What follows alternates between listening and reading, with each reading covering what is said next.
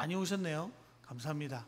우리 앞뒤 좌우로 인사했으면 좋겠습니다. 사랑합니다. 저희들은 민수기 계속해서 보고 있는데요. 지난주 민수기 3장에서 하나님은 레위 자손들의 수를 세라고 명령하셨습니다. 이유가 뭐였어요? 레위인 지파의 숫자와 다른 지파의 맏아들의 수를 1대1로 대응하기 위함이었습니다. 그래서 한 달 이상 된 레위 지파의 모든 남성의 숫자를 세웠었죠. 세웠더니 몇 명이었어요? 22,000명. 그래서 273명이 모자라서 속전을 내고 수를 완전히 마쳤습니다. 그런데 오늘 4장에서도 하나님은 모세에게 레위인들의 수를 세라고 말씀하고 계십니다. 3장에도 셌는데 4장에 또 세라고 주님 말씀하시는 거죠. 그런데 이번에는 또 세는 숫자가 방식이 3장이라는 좀 다릅니다. 이번에는 회막에서 일할 수 있는 자의 숫자를 세라고 말씀하시는 거죠. 우리 3절의 말씀 같이 한번 읽어볼까요? 곧 30세 이상으로 50세까지 회막의 일을 하기 위하여 그 역사에 참가할 만한 모든 자를 계수하라. 여기에 좀 다른 기준이 생기죠. 그게 뭡니까? 레위인들의 나이입니다. 2장에서 전쟁에 참가하는 12지파의 남자들의 수를 셀 때는 몇 살이었는지 기억나세요? 20세였습니다. 지난 3장에서 세웠던 레위인의 나이는 몇 살 이상이었어요? 한 달 이상이었어요. 그런데 이번에는요, 몇 살부터 몇 살까지요? 30살에서 50살까지로 제한하고 있습니다. 그런데 이게요, 이제 민수기 8장에 보면 또 다른 나이가 있어요. 제가 읽어드릴게요. 8장 24절인데요. 레위는 이같이 할지니 곧 25세 이상으로는 회막에 들어가서 복무하고 봉사할 것이요. 8장에는 25세라고 하고요. 오늘 여기에는 몇 살라고 되어 있다고요? 30에서 50세라고 하고 있습니다. 이게 성경이 틀린 게 아니고요. 그 25세부터 30세까지 이 친구가 뭘 하는 걸까요? 수습 기간을 가지는 거예요. 회막에 들어가서 일은 할 수 있는데 나르는 일은 하지 못하는 겁니다. 아마도 그런 거겠죠. 육체적으로나 정신적으로 하나님의 일을 하기에 적합한 나이가 바로 그때라고 판단한 것 같습니다. 너무 이제 혈기왕성하고 설익은 나이도 아니고 그렇다고 너무 육체적으로나 정신적으로나 이렇게 노쇠버리지도 않는 나이가 바로 하나님을 하기에 적합한 나이라고 이 당시에 그렇게 본 거죠. 여러분 아시는지 모르겠지만 저희 목사 안수도요, 나이 제한이 있습니다. 30세 이상입니다. 그러니까 목사 고시를 빨리 치고 학교를 빨리 마쳤다고 해도 안수를 주지 않아요. 최소 조건이 30세 이상입니다. 또 저희 교단은 그렇지 않은데 어떤 교단들은 반드시 결혼을 해야지 목사 안수를 주는 경우들도 있습니다. 그게 아마 레위인들을 세우는 이유와 비슷한 걸 겁니다. 너무 어릴 때 그렇게 사람들을 가르치는 또 지도자의 위치에 있는 것이 좀 부담스럽다라고 판단했겠죠. 여러분 지금 이스라엘 백성들은 어떻습니까? 가나안 땅으로 가는 여정에서 가장 신중하게 여겨야 하는 것이 바로 뭐라고요? 그들이 줄을 세우고 싸움을 잘하고 훈련하는 것이 아니라 바로 성막을 다루는 일이 그들에게 있어서 가장 중요하다라는 이야기입니다. 레위 지파가 비록 전쟁을 직접적으로 치르진 않지만요, 사실은 가장 중심에서 중요한 사역을 감당하고 있는 이들이 바로 이 레위 지파라고 성경은 이야기하는 거죠. 그래서 맏아들과 1대1로 매칭 시켰지 않습니까? 이게 바로 이스라엘의 정체성입니다. 하나님의 백성, 하나님의 자녀, 또 지금 광야에서 가나안 땅으로 가는 동안 그들은 하나님의 군대로 하나님이 세워 가시는 거죠. 여러분 그래서 우리 아까도 읽었지만 3절에 보면요, 이런 말이 있어요. 그 역사에 참가할 만한 모든 자를 계수하라. 그 역사라는 단어가 있지 않습니까? 이 단어는 차바라고 하는데요, 원어로 보면 뜻이 전쟁, 군대라는 뜻입니다. 그러니까 지금요, 레위인들은 직접적으로 전쟁하지 않아서 2장에서 보면 12지파의 숫자를 아예 빼버렸잖아요. 하지만 지금 그들이 하고 있는 일이 어떤 행위라는 거예요. 군대의 행위라고 성경은 이야기하고 있는 겁니다. 우리는 여기에서요, 민수기의 큰 주제를 깨닫게 되어집니다. 민수기에서는요, 이스라엘 백성들이 하나님의 군대로 살아가게 되는 거죠. 여러분, 군대에서 제일 중요한 것 중에 하나가 뭡니까? 복종하는 거죠. 상명하복입니다. 명령이 주어지면 그 명령대로 따르는 거죠. 거기엔 이유가 없습니다. 명령을 들었으니 그들은 행동하는 겁니다. 그렇게 되면 책임은 누가 지는 거예요? 명령한 사람이 책임을 지는 거죠. 민수기는요, 명령대로 사는 연습의 과정인 거예요. 하나님의 말씀에, 하나님의 뜻에, 하나님의 명령에 맞추어 이스라엘 백성들이 살아가는 과정들이 민수기에 나타나는 겁니다. 그들은 지금 전쟁이라는 눈앞에 보이는 수많은 염려와 고통이 도사리고 있습니다. 언제 쓰러져도 이상하지 않을 것 같은, 언제 죽임을 당해도 이상하지 않을 것 같은 상황 아닙니까? 가나안 군대들은 생각보다 강력하거든요. 그 땅으로 나아가 칼을 들고 싸워야 되는 그 순간이지만, 그럼에도 불구하고 이스라엘이 정말로 싸워야 할 싸움은 눈앞에 펼쳐져 있는 그 가나안과 여러 이방 민족과의 싸움이 아니라는 겁니다.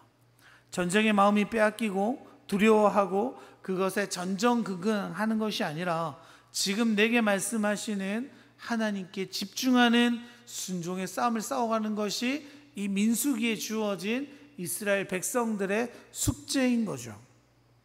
그래서 여러분, 이스라엘 백성들이 행군할 때요, 어떤 순서로 가나요? 사진 한번 보여주실래요? 네, 보면 제 앞에 뭐가 있어요, 여러분? 글자 보이십니까? 언약궤가 가요. 그 뒤에 누가 가요? 유다가 가잖아요. 생각해보면 여러분, 언약궤가 군대의 가장 선두에 서게 되는 거죠. 그 뒤를 따라 고핫, 게르손, 므라리 지파들이 각자가 담당하게 된 성막의 모든 재료를 가지고 가게 되어집니다. 여러분, 저게 어떤 의미입니까? 그들에게 싸움에 있어서 누가 앞서가신다는 거예요? 하나님이 앞서가신다는 거죠. 싸움을 잘하는 누군가가, 힘이 센 누군가가, 사람이 많은 누군가가 가는 게 아니라 이 싸움의 주도권을 하나님이 가지고 가시는 거야. 우리의 싸움은 하나님이 주장하시는 싸움이야 라는 고백으로 이들은 언약궤를 가지고 그 앞에 걸어가게 되어지는 겁니다. 여러분, 그래서 각자가 담당하게 될 물품들을 오늘 본문에서 나열해 놓지 않습니까? 짧게 훑어보려고 하는데요, 먼저는 고핫 자손입니다. 우리 4절 같이 한번 읽어보실까요? 고핫 자손이 회막 안에 지성물에 대하여 할 일은 이러하니라. 그러니까 고핫 자손이 뭘 하는 거예요? 지성소에 있는 물품들을 담당하는 겁니다. 지금 사진, 지성소 사진 저거죠, 저거 여러분. 저 안에 담겨있는 모든 물품이죠. 저걸 어떻게 가지고 가냐면, 먼저 아론과 그의 아들들이, 그러니까 제사장들이 휘장을 걷어냅니다. 휘장이 뭡니까 여러분? 지성소와 성소를 가리고 있는 커튼. 예수님이 십자가에 못 박혔을 때 찢어졌던 게 휘장이죠. 사진 계속 띄워놔 주시겠어요? 예, 저거를 챙겨요. 그리고 휘장으로 언약궤를 덮게 됩니다. 그 위에 또 해달의 가죽으로 덮고 그 위에 순청색 보자기를 덮고 채를 깨워 놓으면 그것을 고핫 자손들이 메고 가는 거죠. 그리고 또 청색 보자기에 금잔대, 금제단, 성소에서 일할 때 쓰는 모든 물품들을 또 담당하게 되어지는 겁니다. 우리 그래서 15절 같이 한번 읽어볼까요? 진영을 떠날 때에 아론과 그의 아들들이 성소와 성소의 모든 기구 덮는 일을 마치거든 고핫 자손들이 와서 맬 것이니라. 그러나 성물은 만지지 말라. 그들이 죽으리라. 회막 물건 중에서 이것들은 고핫 자손이 맬 것이며. 여러분, 이것들을 다 누가 매는 거예요? 고핫 자손이 직접 매는 거예요. 달구지에 싣거나 동물이 끌어갈 수 없습니다. 레위 지파 사람들이 직접 어깨에 들쳐매고 이것들을 가지고 가야 되는 거죠. 그리고 이게 어떻습니까? 함부로 만져서는 안 돼요. 왜냐하면 이것은 너무나도 거룩하고 하나님의 임재의 상징이기 때문이죠. 이것들은 어디에 놓입니까? 진영의 한가운데에 놓여 걸어가게 되어지죠. 그 다음에는 게르손 자손입니다. 21절에서 28절까지 나오는데요, 주로 성막의 휘장과 관련된 것들을 들어갑니다. 성막이 휘장, 덮개와 입구, 고정하는 줄과 관련된 기구들을 정리하고 메어 가죠. 마지막으로 므라리 자손은요, 29절에서 33절까지 나오는데요, 사실 므라리 자손이 제일 힘들어요. 나머지들 다 들고 가요. 특히 나무로 만든 부속 장비들, 그러니까 성막의 널판지, 기둥, 받침대, 말뚝과 줄 등등을 담당하고 메고 걸어갑니다. 이 모든 것들을요, 레위 지파 사람들이 직접 메고 걸어가는 거죠. 여러분, 그 순서가 어떻게 됩니까? 선생님, 아까 전에 그 순서 사진 한 번만 다시 찍어주시겠어요? 그렇죠. 고핫이 먼저, 고핫 자손이 먼저 갑니다. 그렇죠. 제일 앞에 언약궤를 고핫 자손이 메고 가요. 그 뒤에 성막 부품 므라리와 게르손 자손, 그리고 고핫 자손이 또 기구들을 가지고 가는 게 이들의 행군 순서입니다. 여러분, 4장만 봐도요, 우리가 순서를 어떻게 소개되고 있습니까? 고핫, 게르손, 므라리로 소개되어져 있죠. 그런데 여러분, 이게요, 3장에서는 순서가 어떠냐면 게르손, 고핫, 므라리 순으로 소개되어집니다. 이유가 뭡니까? 이게 혈통 순서거든요. 고핫이 첫째가 아니고요, 게르손이 첫째입니다. 그러니까 3장에서는 게르손, 고핫, 므라리 순으로 나오고 4장에는 고핫, 게르손, 므라리 순으로 나오는 거죠. 왜 그렇습니까? 이걸 보면 우리는 그렇게 생각할 거예요. 고핫이 중요한 사역을 담당하니까 고핫이 먼저 딱 소개되는구나, 이렇게 생각하게 될 텐데요, 하나님의 중심은요, 이렇게 일을 나누는 것에 계시지 않습니다. 그러니까 고핫은 더 중요한 일을 하고 므라리는 덜 중요한 일을 한다는 식이 아니죠. 오늘 본문의 관심은요, 하나님은 어디에 관심이 있으시냐면 이들이 전진하는 데 있으십니다. 우리 5절의 말씀 같이 한번 읽어볼까요? 진영이 전진할 때에 아론과 그의 아들들이 들어가서 칸 맞는 휘장을 걷어 증거궤를 덮고. 주님은요, 이 4장에서 뭘 말씀하고 싶으신 거예요? 어떻게 휘장과 성막을 옮겨가는지를 말씀하고 싶으신 거예요. 15절 같이 한번 읽어볼게요. 진영을 떠날 때에 아론과 그의 아들들이 성소와 기구 덮는 일을 마치거든 고핫 자손들이 와서 맬 것이니라. 그러나 성물은 만지지 말라. 그들이 죽으리라. 회막 물건 중에서 이것들은 고핫 자손이 맬 것이며. 그래서 여러분, 이동의 과정의 순서를 써놓은 거죠. 고핫이 가장 먼저 앞에 서죠. 왜 그렇습니까? 고핫 때문인가요? 아니죠. 언약궤 때문이죠. 고핫이 먼저가 아니라 언약궤가 먼저이기 때문입니다. 여러분, 언약궤가 무엇을 나타냅니까? 하나님의 임재의 상징이죠. 하나님이 먼저 가시는 거예요. 하나님이 이스라엘의 중심으로 계시는 거죠. 그러니까 고핫이 우선이 아니라 하나님이 우선입니다. 하나님이 먼저 가십니다. 우리가 그것을 들고 갈 뿐입니다 라는 고백이 여기 4장에 나타나는 거죠. 그러니까 사실은요, 그 일에 사용되는 모든 레위 지파 사람들이 모두 중요한 거죠. 그래서 하나님이 명령하실 때요, 다 똑같이 말씀하세요. 고핫에게, 게르손에게, 므라리에게 말씀하실 때 똑같이 말씀하세요. 조금 귀찮으실 수 있는데 한번 읽어볼게요. 2절에서 4절 같이 한번 읽어봅시다.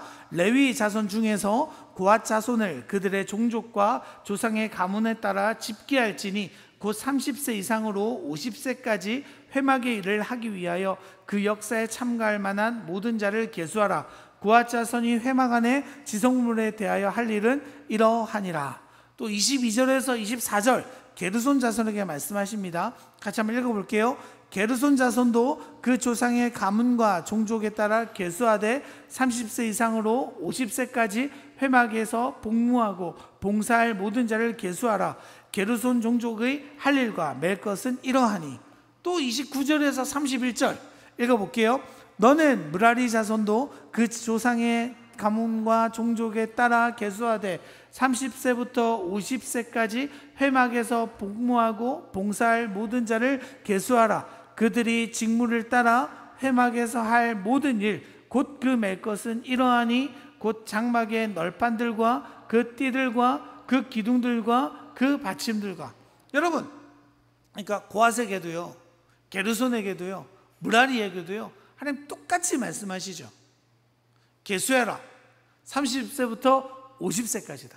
그리고 너희들이 맡을 일은 이러하다라고 주님 말씀하십니다.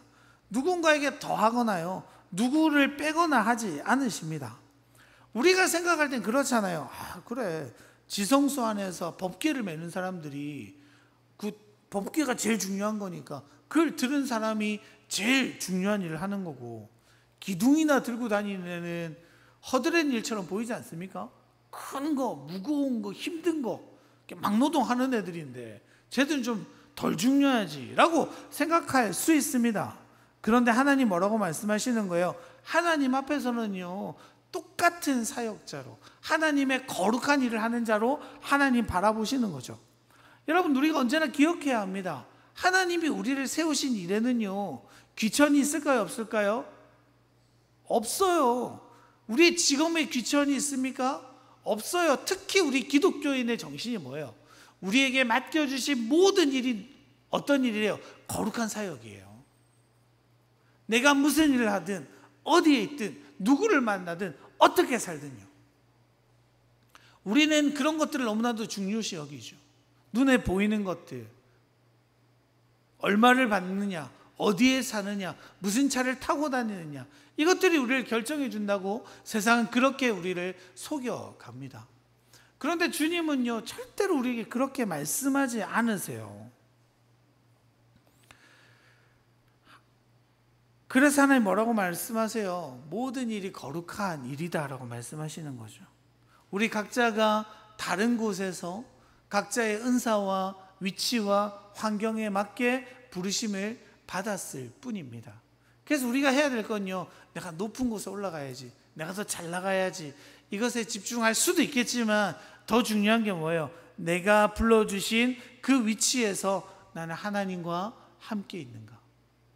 난 주님이 내가 있는 곳에서 불러주신 그 사역들을 온전히 감당하고 있는가? 그리고 나는 주님과 동행하고 있는가? 주님은 우리에게 그걸 먼저 요청하시는 거죠. 여러분, 주님은요, 지금 중요한 게 뭐라 그랬어요? 전진하는 거죠.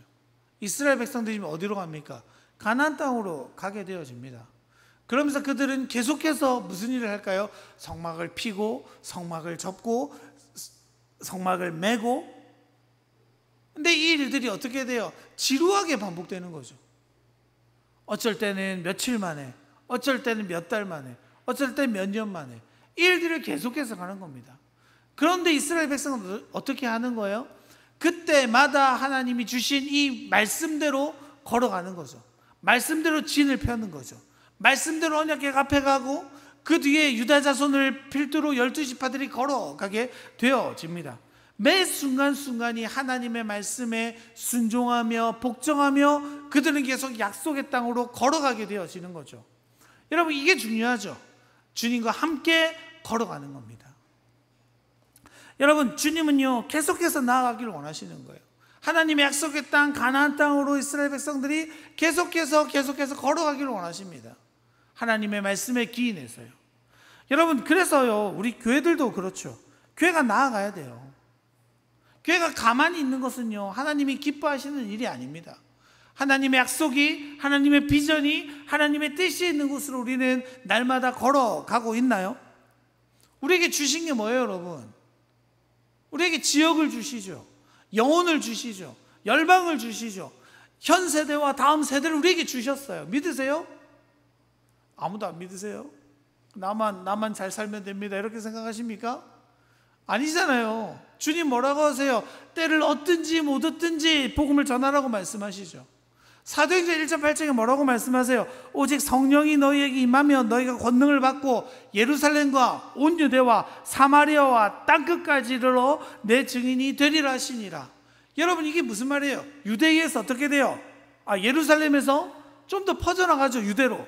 좀 더 퍼져나가죠. 사마리아로. 좀 더 퍼져서 땅끝까지 걸어가죠.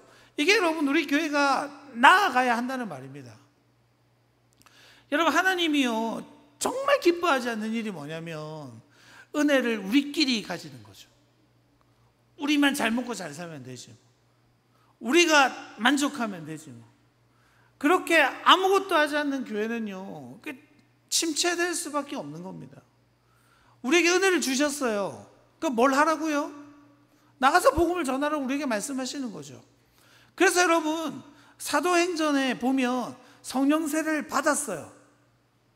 오순절 마가의 다락방 사건을 경험했어요. 그리고 그들이 가장 먼저 하는 일들이 뭡니까? 나아가서 하나님의 복음을 전하는 거죠. 그때 나타난 능력이 뭐예요? 방언이잖아요. 여러분, 왜 방언을 주십니까? 많고 많은 은사 중에요. 바벨탑에서 하나님께 대적하며 흩어졌던 모든 민족들 아닙니까? 그 뒤에 아브라함이 등장하죠. 하나님은 이스라엘 백성을 선택하셔서 그 민족을 필두로 하나님의 백성이 되기를 원하셨습니다.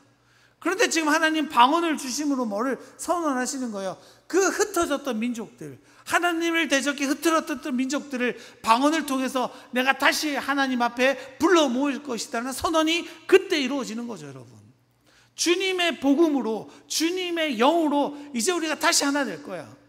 그래서 뭐라고 말씀하시는 거예요? 나아가라, 전진해라, 땅끝까지 복음을 전해라, 때를 얻든지 못 얻든지 날마다 복음을 전해라 라고 주님 말씀하시는 거죠.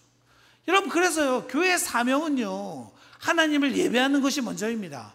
그리고 그 다음 사명이 뭐냐면 하나님의 복음을 전하는 일이죠. 여러분, 교회 두 가지가 가장 중요해요. 여러분, 그 다음 뭐예요? 우리끼리 잘 먹고 잘 살자, 이런 건 저 뒤에 있겠죠. 여러분, 우리 교회가 정말 부유해졌으면 좋겠어요. 사람이 차고 넘쳤으면 좋겠어요. 왜요? 그것들을 통해서 이 지역을 더 잘 섬기고 열방을 더 잘 섬기고 다음 세대를 정말로 살려는 일들이 우리 교회에게 일어나기를 원함이죠. 여러분, 그럼 뭐가 중요할까요? 여러분, 매 순간순간마다 주님이 우리에게 주시는 작은 비전들을 실천해 가보는 겁니다. 내가 조금 불편하더라도 교회의 문을 열고, 내가 조금 불편하더라도 나아가 복음을 전해보고. 요즘 이제 애들 지나가면 제가 입구에 서 있다가 막 이야기하거든요. 얘들아, 우리 교회 한번 놀러 와보면 어떨까? 막 그러면 시루고 지나가요. 아직 한 명도 안 왔는데. 여러분, 그 아무것도 아닌 것 같은 한마디지만요, 애들이 지나갈 때 교회를 한 번씩 빤 쳐다보는 애들이 있거든요. 여러분, 그렇게 하다가 언젠가 그 하나님의 마음이 그 아이들 가운데 정말로 심겨졌을 때 그 아이들이 교회로 올 줄로 믿습니다. 여러분, 어떻게든요, 교회 문턱을 낮춰야죠. 어떻게든 세상과 교회가 소통하도록 우리가 만들어가는 거죠. 이제 여러분, 요즘 시대가 어때요? 세상이 교회로 오지 않습니다. 그렇잖아요. 교회에 대한 기대가 많이 낮아졌어요. 옛날 같지 않죠. 옛날에 저 어릴 때 막 그런 분들 계셨는데, 뒤에 이렇게 큰 북 하나 메고 이렇게 둥둥 치면서 교회 가자, 애들이 이제 피리 붙는 사나이처럼 막 교회 가서 놀다가 오고 막 이랬지 않습니까? 요즘 그런다고 누가 교회 옵니까? 안 그래요, 여러분. 그래서 우리가 어떻게 되냐면요, 세상의 요청에 더 걸맞게 교회 문턱이 낮아져야죠. 교회가 세상을 섬기고, 교회가 다음 세대를 섬기고, 교회가 지역 가운데 있어야 되는 이유들을 발견하고, 그렇게 되어질 때 우리의 지경이 넓어지게 되어지는 거죠. 여러분, 이스라엘 백성은요, 하나님 나라를 위해, 또 보여주기 위해 이스라엘 백성들을 하나님이 사용하셔서 가나안으로 가게 하십니다. 그리고 보여주기를 원하시는 거죠. 하나님의 군대가 가나안 땅을 정복하는 모습을.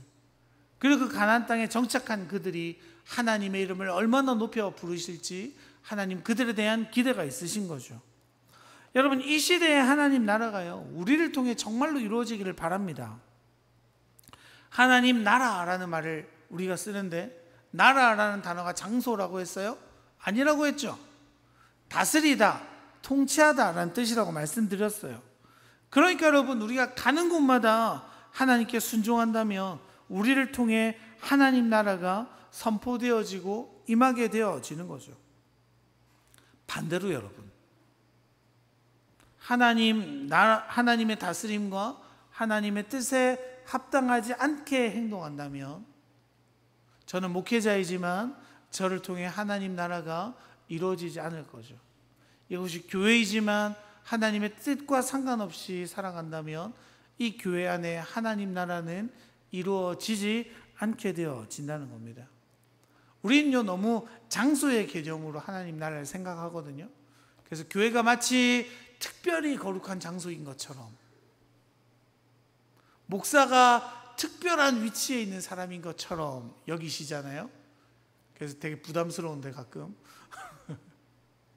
여러분, 맞아요. 여러분들이 저를 막 사랑해 주심 때문이죠. 말씀을 가르치는 자이기 때문에, 말씀을 선포하는 자이기 때문에 저를 이렇게 세워주시는 여러분들의 섬김이지만, 여러분 성경적으로 보면요, 저랑 여러분들이랑 어때요? 같은 포지션입니다. 직분이 다를 뿐이죠. 부르심이 다를 뿐이에요. 저도 거룩하지만 여러분도요, 어떻게 되는 거예요? 거룩한 거예요. 여러분 있는 그곳에서 거룩함으로 하나님이 여러분들을 불러내시는 거죠. 그럼 여러분, 제가 어려울까요? 여러분이 어려울까요? 거룩하게 살기가요? 여러분들이 어렵죠. 저는 아무도 절 건들지 않거든요. 제가 하나님 말씀대로 살아가면 칭찬받는 위치에 있는 자들 아닙니까? 근데 여러분들은 그렇지 않잖아요.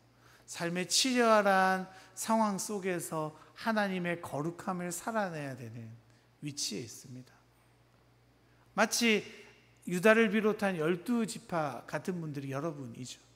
세상과 직접적으로 싸우는 그들. 그런데 여러분, 말씀드렸지만 그 12지파도 사실은 레위처럼 하나님께 바쳐진 지파죠. 그러니까 여러분, 레위 지파가 더 특별한 게 아니에요. 레위 지파는 이스라엘 백성들을 대표해서 예배드릴 뿐입니다. 하나님은 이스라엘 전체를 거룩한 종족, 거룩한 지파, 거룩한 백성이라고 불러주시죠. 그래서 그들은 걸어갈 때도 멈출 때도 날마다 하나님의 임재와 하나님의 놀라운 명령 가운데 순종하며 걸어가게 되어지는 겁니다. 그렇게 그들은 매일매일 순종을 배워가며 경험하며 가나안 땅으로 가는 여정을 살아가고 있는 거죠. 여러분, 우리도 그랬으면 좋겠습니다. 주님이 가라고 하실 때 함께 걸어가고 자신에게 맡겨진 사역들을 온전히 감당하는 우리가 되어지기를 소망합니다. 여러분, 주님이요, 우리를 동일하게 불러주셨죠. 함께 걸어가게 하십니다. 명광교회라는 공동체로 우리를 불러주신 이유는요, 같은 비전을 품으라고 주시는 거예요. 같은 방향을 바라보고 같은 방향으로 함께 걸어가고. 이게 너무 중요한 일이죠, 여러분. 하나님 우리에게 맡겨주신 사역이 무엇인지 분명히 함께 발견한 우리였으면 좋겠습니다.